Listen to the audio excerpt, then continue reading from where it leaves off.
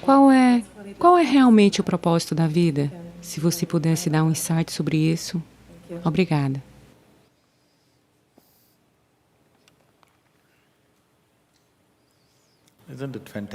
Não é fantástico que, se não houver nenhum propósito, você não tem nada para cumprir, você pode simplesmente viver? Não, mas você quer um propósito? E não um propósito simples, você quer um propósito dado por Deus? Isso é muito perigoso. As pessoas que acreditam ter um propósito dado por Deus estão fazendo as coisas mais cruéis no planeta? Sim ou não? Elas estão fazendo as coisas mais horríveis e elas sempre fizeram as coisas mais horríveis. Porque quando você tem um propósito dado por Deus, a vida aqui se torna menos importante do que o seu propósito. Não, a vida é importante. A vida é importante. Quando eu falo vida, eu não estou falando da sua família, do seu trabalho, do que você faz, do que você não faz, da sua festa. Não estou falando disso como vida. Este é vida, não é? A vida está dentro de você ou ao seu redor? O ambiente da vida. Você está confundindo o ambiente da vida com a vida? A sua casa, a sua família, o seu local de trabalho, a sua festa, tudo isso é o ambiente da vida. Isso não é vida, não é? Sim ou não? Você está confundindo o ambiente com a realidade? Não. A vida é importante. Porque é a única coisa que você conhece. Você não conhece mais nada. Você conhece mais alguma coisa? O resto é tudo imaginado, não é? A única coisa é que este está pulsando, vivo, e isso é tudo o que há. Então, isso é importante? É de extrema importância.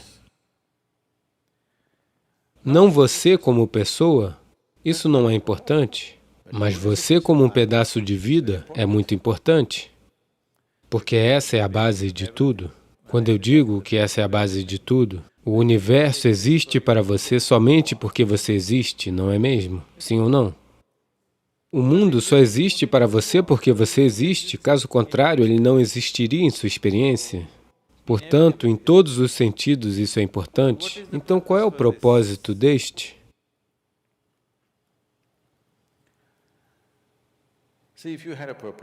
Veja, se você tivesse um propósito e se o tivesse cumprido, o que você faria depois disso? Depois disso, o que você faria? Ficaria entediado, não é?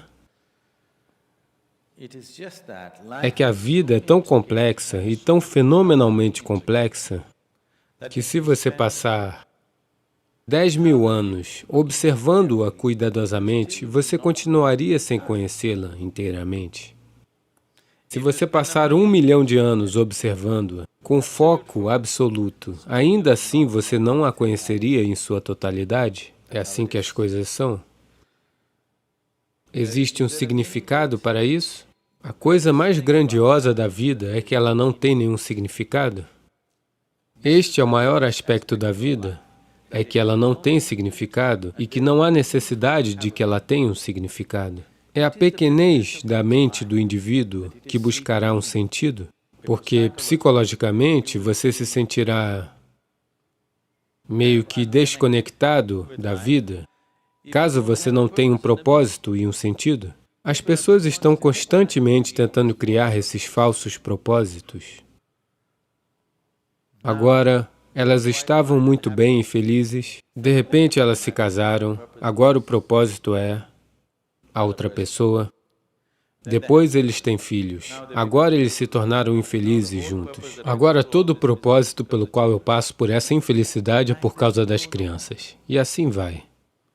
Essas são coisas que você está causando e mantendo-as como propósitos de vida. E existe um propósito dado por Deus? E se Deus não souber que você existe? Não, eu só estou perguntando por acaso.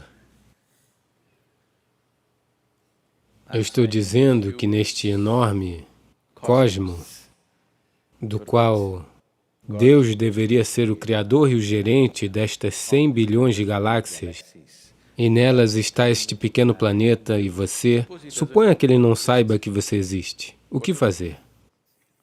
É possível ou não? Me desculpem, eu estou dizendo tantos sacrilégios, mas é possível ou não é? E se ele nem souber que você existe? E se ele não tiver um plano para você? Suponha que ele não tem um plano individual para você. Não procure por tais coisas. A questão é que a criação é feita de tal forma que a criação e o Criador não podem ser separados.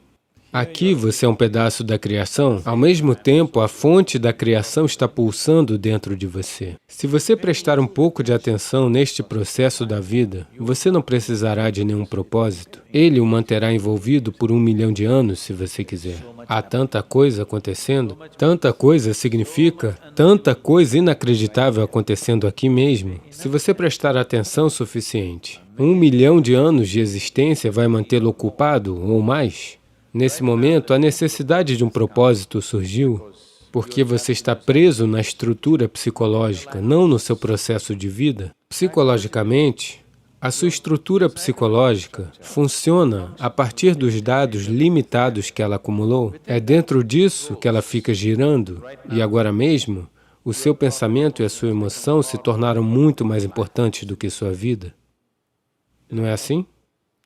Então, por causa disso, você procura um propósito como uma fuga da armadilha que você montou para si mesmo. É uma armadilha montada por você. Você pode facilmente sair dela. Se a armadilha foi montada para você por outra pessoa, será difícil de sair porque eles montarão uma armadilha de tal forma que você não poderá sair, não é? Eu estou falando da vida e não do casamento. É disso que estou falando.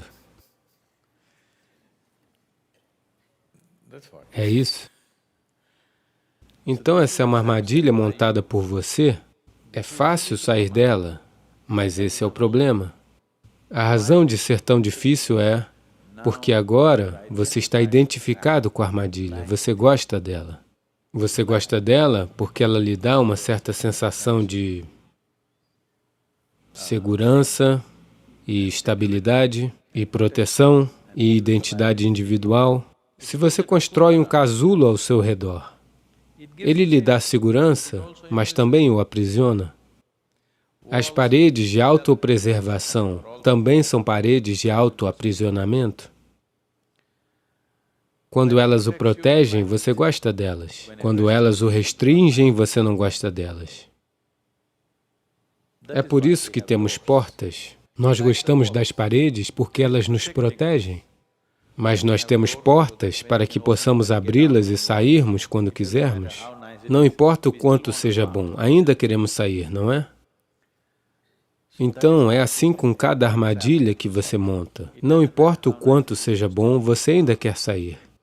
Portanto, o muro psicológico que você construiu, que lhe dá algum senso de identidade, que lhe dá algum senso de ser uma pessoa, um indivíduo, e que lhe dá segurança, você começa a experienciá-lo como uma armadilha, em algum momento você quer derrubá-lo. Portanto, uma maneira de não quebrá-lo é encontrar um propósito. Aqueles que encontram um propósito em suas vidas tornam-se tão convencidos. Eles viverão para sempre dentro da sua própria armadilha, achando que estão fazendo a coisa mais fantástica. A primeira coisa que você precisa é de equilíbrio. Se você tiver equilíbrio, então você pode escalar. Se você não tem equilíbrio, é melhor você ficar no chão, não é? Não é seguro para alguém que não está equilibrado escalar alto. É melhor você ficar perto do chão, você não deveria escalar. Portanto, a primeira coisa é estabelecer um equilíbrio, depois desfazer a sua estrutura psicológica. Então será uma coisa maravilhosa. Se você desfizer a sua estrutura psicológica sem equilíbrio, o que muitas pessoas fazem hoje em dia, veja, por que uma pessoa quer beber álcool ou usar drogas? Porque isso desfaz a sua estrutura psicológica e faz você se sentir livre por um momento, mas sem o equilíbrio necessário.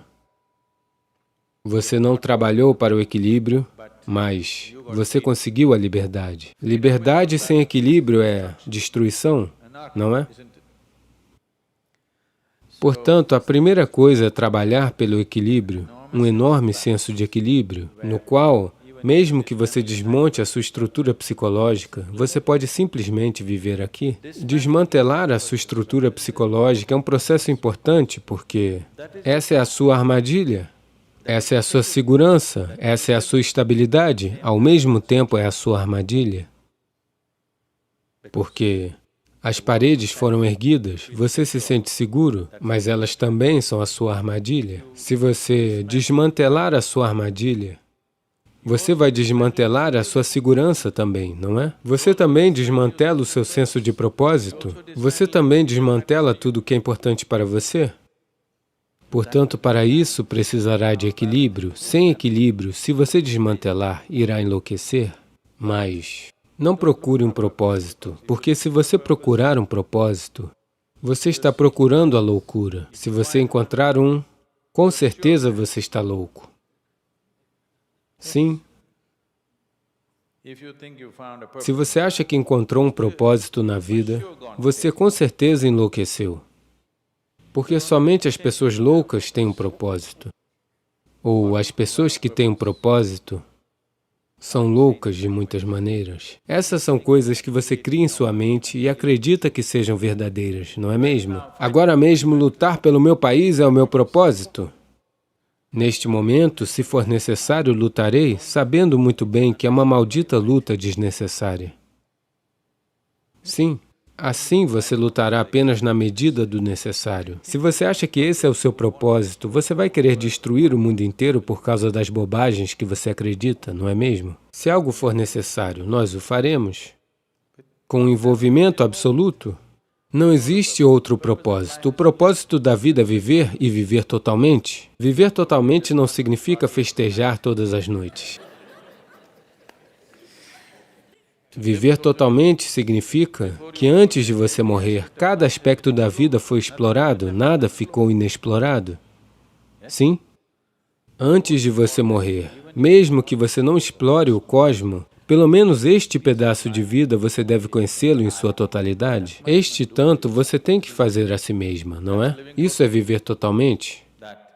Experimentar tudo isso, todas as dimensões do que este é, você não deixou nada intocado. Você só faça isso. Vai demorar muito tempo. É um propósito bom o suficiente para você. Como nossa prática espiritual pode nos ajudar a gerenciar tempo, informação e energia sobre os quais você falou anteriormente? Definitivamente ajuda você a gerenciar a energia, não é? Definitivamente sim.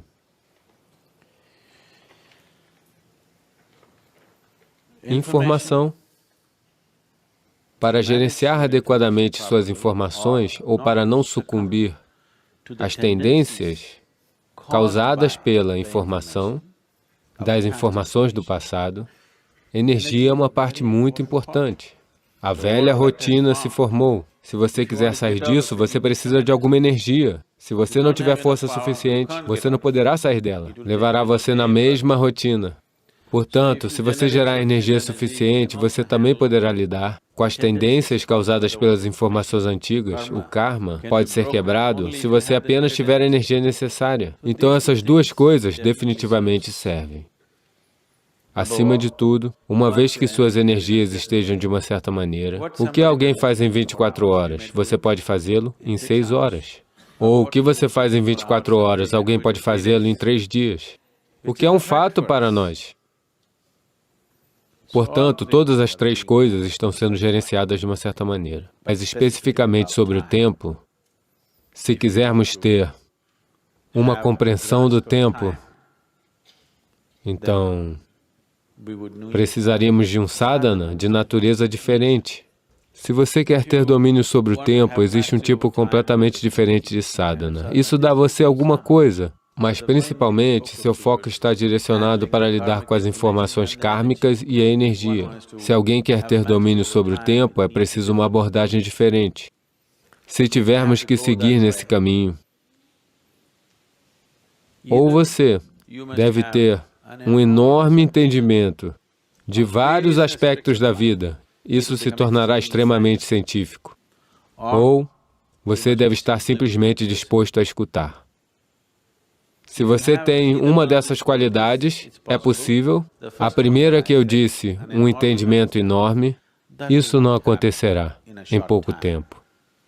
Isso não pode acontecer em pouco tempo. Isso leva muito... É preciso muito, levará muitas vidas para as pessoas entenderem como isso realmente acontece. O que é o tempo? Eu sei que a ciência tem algumas explicações para o tempo. Tudo bem, eles deram alguns passos, mas não chega nem perto da realidade última do que é o tempo. Então, eu diria, entrando nisso, esse sadhana, nesse momento, se limita apenas àquelas pessoas que irão simplesmente escutar. Se eu disser a eles, pule dentro de um poço, eles pularão. Não em um poço aberto, um poço tubo. Sim. Se eu disser, pule para dentro de um poço tubo, eles se espremerão e entrarão no tubo. Se eles são assim, podemos fazer sadhana relacionado ao kala. Você já ouviu falar de Kirtimukha? Todo templo é adornado com a imagem de Kirtimukha. Quando Shiva disse simplesmente, coma a si mesmo, ele disse, eu estou com fome. Ele disse, você coma a si mesmo. Ele simplesmente comeu a si. Somente seu rosto, boca e mãos foram deixados. Todo o resto ele comeu a si mesmo. Então, Shiva disse, você é um rosto glorioso. Você está acima de todos os deuses. Então, todo o templo tem um rosto de Kirtimukha, no qual as mãos estão dentro da boca. Tudo, o corpo se foi, ele comeu. Seu próprio corpo ele comeu. Porque Shiva disse, sem razão, sem sentido, mas simplesmente comeu. Então ele se elevou acima de todos os deuses. O que é dito é que ele se elevou além do tempo, do espaço e de tudo. Ele estar acima dos deuses significa que ele se elevou acima de todas essas dimensões, porque até os deuses estão sujeitos a algumas dessas realidades. Ele está acima de tudo isso.